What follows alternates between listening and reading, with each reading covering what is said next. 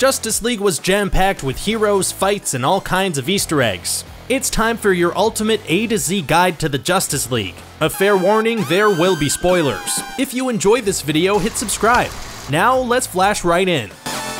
A is for Apokolips. The home planet of the big baddie Steppenwolf is your worst nightmare. You know they're pretty evil when warriors of Atlantis, the Amazonian gods, the almighty Zeus, and even some of the Green Lantern Corps team together to protect Earth. B is for big guns. To help stop zombie Superman from wreaking havoc, Batman resorted to his big guns. Just when you thought the Dark Knight Tumbler was making a return, out stepped Lois Lane, proving love could conquer all and that Batman had weird nicknames for all his friends. C is for cutscenes. We smell another Ultimate Edition release on the way. Over an hour of footage was cut from the final release, leaving out extra backstories for Cyborg, The Flash, and Aquaman. Hopefully they're not just recycled for the solo movies featuring those characters. D is for Danny Elfman. Famed composer Danny Elfman filled our ears with nostalgia and thrilling music sequences. We've heard the classic Superman theme in movie after movie, but it's his OG Batman score that really elevated the music and tied into the character's theatrical history. The music worked so well we almost expected to see Michael Keaton pop up. E is for Electric Shock. It took a true team effort to bring Superman back to life and one huge electric shock. The Flash got to showcase his speed while the rest of the team watched and waited. They should all be thanking Lex Luthor for the brilliant idea. F is for forming the team. We've seen group shots of the Justice League for months now, but it's still surreal to see all the DC superheroes on the big screen together for the first time. Batman and Wonder Woman's recruitment efforts really did pay off. G is for grave digging. The Flash and Cyborg may have been newbies to the group, but did they really have to get assigned the task of digging up a dead body? At least they knew how weird and awkward the whole situation was. I guess it was Batman's form of initiation? H is for hostages. The Flash's first heroic moments come when he's tasked to save hostages from Steppenwolf and the Parademons. Batman asked him to save one, but the Flash goes above and beyond to rescue them all. I is for Iceland. Bruce Wayne pays a visit to Iceland. That's where we meet Aquaman, see his village life, and then hear him taunt Batman's batsuit multiple times. The key scenes make one thing clear. Aquaman is the one who saved Clark Kent during the boat incident in Man of Steel. J is for Justice League table. In the closing scene of Justice League, Bruce Wayne clears the bats out of the abandoned Wayne Manor to make room for a new Hall of Justice. Plans are set for a table, and hopefully a couple new members. We're looking at you, Shazam and Green Lantern. K is for Kent versus Wayne. The rivalry between Batman and Superman continues in Justice League. Superman makes sure to say how unneeded Batman is, but by the end the two manage to put some hard feelings aside. Bruce Wayne even buys Kent's old farmhouse in Smallville. He really does like him. L is for Lasso of Truth. There's no denying the power of Wonder Woman's Lasso of Truth, but it didn't have the same effect this time around. Both Superman and Steppenwolf were able to break free from the powerful rope.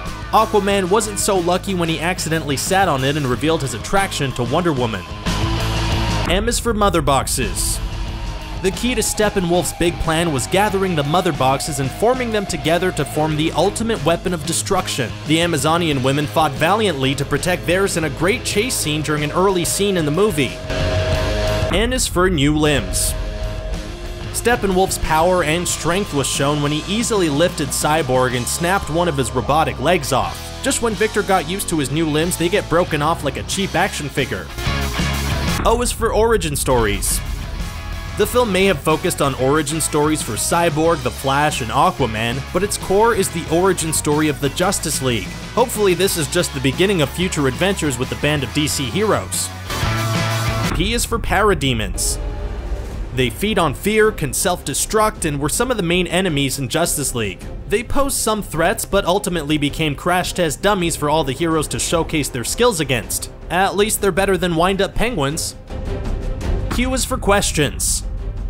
The film had a pretty clear ending, but still left a lot of lingering questions. What's next for Batman? Will we get to see a Man of Steel 2? Will any of the Justice League members appear in Wonder Woman 2? Will we see raw footage of Henry Cavill as Superman with a mustache?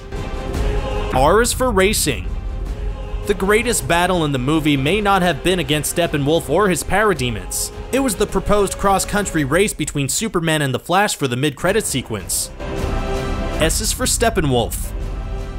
The big bad for the Justice League movie was a huge monster and mama's boy who put on quite a fight. Although the Justice League handled him in the end, hopefully it was just a teaser of the more powerful Darkseid in the future. T is for Trident.